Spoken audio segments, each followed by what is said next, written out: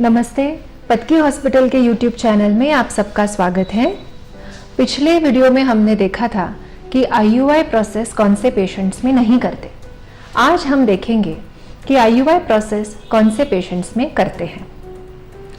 IUI का success optimum आए, इसके लिए 3 फैक्टर्स का करेक्ट होना बहुत इंपॉर्टेंट होता है। सबसे पहले हैं आपके फैलोपियन ट्यूब्स। IUI सक्सेस होने के लिए fallopian tubes at least 1 fallopian tube open होना बहुत ज़रूरी है। फैलोपियन ट्यूब का ये काम होता है कि हर महीने जब ओवुलेशन होता है तो जो रप्चर हुआ ओवम या स्त्रीबीज होता है उसे कैच करें और अपने अंदर खींच लाएं। फर्टिलाइजेशन का प्रोसेस फैलोपियन ट्यूब में होता है, तो इसलिए फैलोपियन ट्यूब का सही से काम करना IUI के सक्सेस में बहुत इम्पॉर्टेंट मायना रखता है। दूसरा इम्पॉर्टेंट फैक्टर ये है कि आपके हस्बैंड का जो स्पर्म काउंट है वो नॉर्मल हो। IUI अच्छे से होने के लिए स्पर्म काउंट एटलीस्ट 15 मिलियन होना, एटलीस्ट 10 मिलियन से ऊपर होना बहुत इम्पॉर्टेंट है।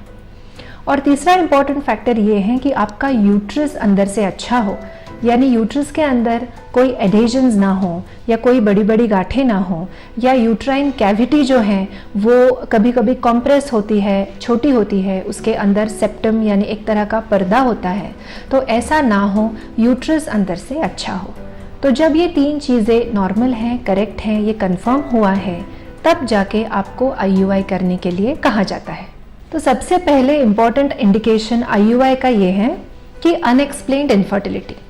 कई बार मेजॉरिटी ऑफ द टाइम्स जो पेशेंट हमारे पास आते हैं उनकी सारे टेस्ट करने के बाद ये पता चलता है कि कहीं पे भी प्रॉब्लम नहीं है। वाइफ के भी सारे टेस्ट नॉर्मल है, हस्बैंड के भी टेस्ट नॉर्मल है, और बस कोई भी कारण नहीं है पर यूं ही प्रेगनेंसी के लिए डिले हो रहा है। इसे हम कहते हैं अनएक्सप्लेन्ड इनफर्टिलिटी। ऐसे पेशेंट्स को IUI से ज़रूर लाभ हो सकता है। दूसरी कैटेगरी है पेशेंट्स की जिनमें हस्बैंड को थोड़ा सा बॉर्डरलाइन ओलिगोस्पर्मिया होता है, यानी स्पर्म काउंट है, 0 स्पर्म नहीं है पर काउंट थोड़ा कम है। टिपिकली जब स्पर्म काउंट 10 to 15 मिलियन के बीच में होता है तो ऐसे केसेस में भी IUI से अच्छा लाभ मिल सकता है। लेकिन अगर आपका काउंट 10 मिलियन से कम हो या 5 मिलियन से कम हो तो आपको IUI नहीं करना चाहिए, क्योंकि ऐसे केसेस में IUI का सक्सेस रेट बहुत कम है। थर्ड टाइप ऑफ पेशेंट्स जिनमें IUI हमें बहुत अच्छा लाभ दे सकता है वो है फ्रोजन सैंपल लेके जब IUI करते हैं तब। फॉर एग्जाम्पल कई बार पेशेंट के हस्बैंड्स जॉब के सिलसिले में किसी दूसरे शहर में होते हैं, किसी दूसरे कंट्री में होते हैं, जिनके हस्बैंड्स मर्चेंट नेवी में हैं या जिनके हस्बैंड्स आर्मी में, नेवी में हैं। ऐसे केसेस में हस्बैंड और वाइफ ज़्यादा लंबे समय के लिए एक साथ नहीं रह सकते, और इसलिए ऐसे पेशेंट्स में हम ये कहते हैं कि जब भी आपके हस्बैंड शहर में हो तब उनके 2 से 3 सैंपल हमारे पास फ्रीजिंग के लिए छोड़ के जाइए, ताकि जब वो अपने काम के लिए वापस चले जाते हैं तो वो फ्रोज़न सैंपल लेके हम IUI कर सकते हैं। ऐसे केसेस में भी IUI का बहुत अच्छा फ़ायदा देखने को मिलता है। कई केसेस में सेक्सुअल प्रॉब्लम्स रहते हैं, जैसे हस्बैंड वाइफ रिलेशन रखने में उन्हें तकलीफ होती है। ऐसे केसेस में भी IUI का बहुत अच्छा सक्सेस रेट पाया जाता है। PCOD एक ऐसी चीज़ है जिसमें भी IUI के सक्सेस रेट काफ़ी अच्छे हैं। PCOD महिलाओं में सबसे इम्पॉर्टेंट प्रॉब्लम ये होता है कि उनका ओव्यूलेशन बराबर से नहीं होता, यानी उनकी स्त्रीबीज निर्मिति में कोई ना कोई प्रॉब्लम रहता है।